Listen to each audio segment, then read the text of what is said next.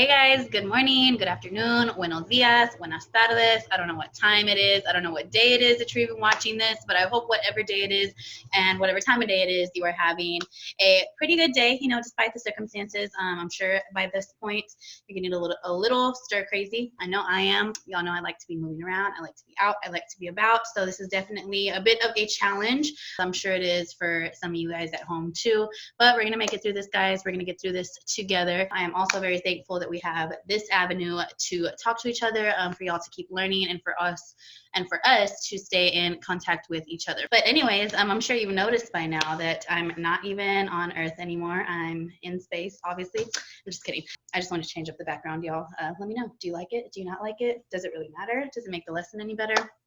I don't know, but I had to change things up. Keep things interesting for you guys. Okay. So today we are going to be diving into our very first official science lesson, okay? We are starting off with part 1 of Unit 5, which is the producers, consumers, and food webs portion.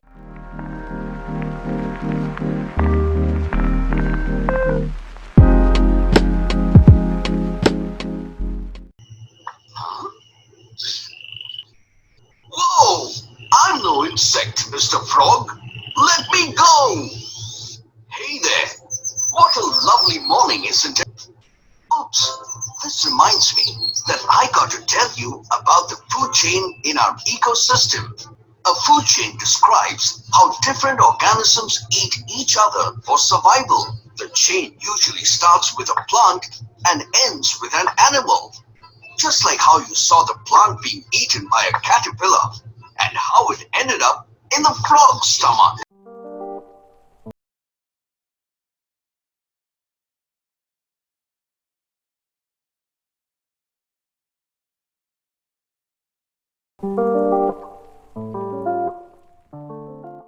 All right, so before we read through this together, I would like for y'all to go ahead and skim through just this first portion of the article. No need to go past that because we're not going to talk about more than this today.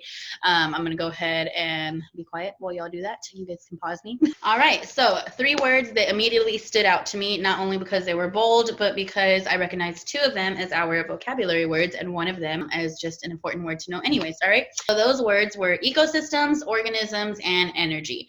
So an ecosystem is a community of living and non-living things in their natural environment. So think about the forest, the tundra, the desert, the Arctic. All 4 of those things are examples of ecosystems. Right? So an organism is basically any living thing. You're an organism, I'm an organism, your dog is an organism, the plant that you have hanging in your kitchen is an organism. We are all just a bunch of different organisms, okay? So anything that has life breathing from it is an organism.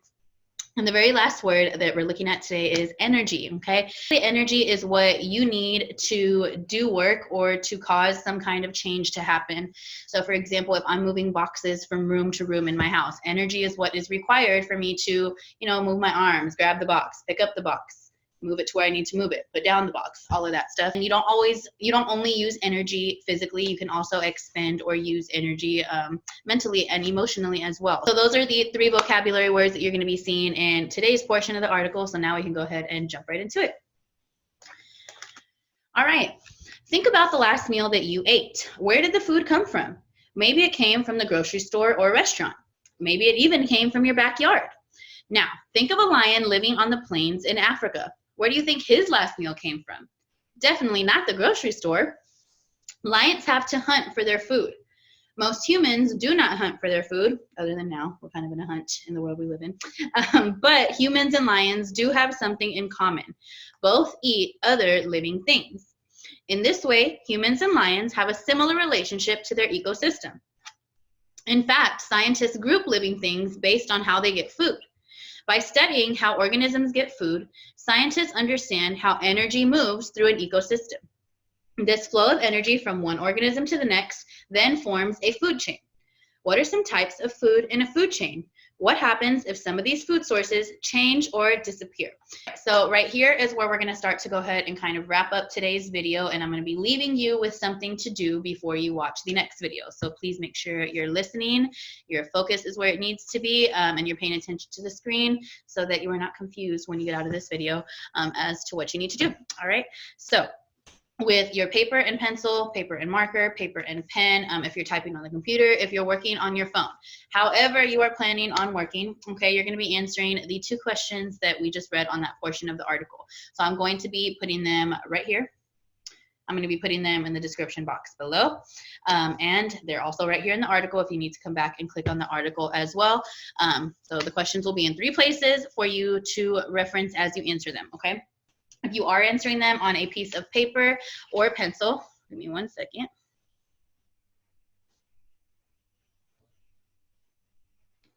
All right, so the 2 things that I'm going to be looking for whenever you submit these questions and answers back to me is that you answer it in complete sentences.